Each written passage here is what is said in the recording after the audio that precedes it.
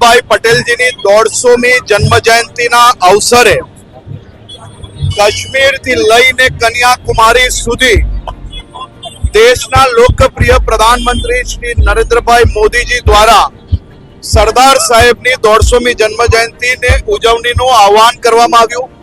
આજે હજારો વિધાનસભાઓમાં, જિલ્લાઓમાં ખૂબ મોટી સંખ્યામાં લોકો સરદાર સાહેબની પ્રતિમા જોડે આ યુનિટી માર્ચનું આયોજન કર્યું છે।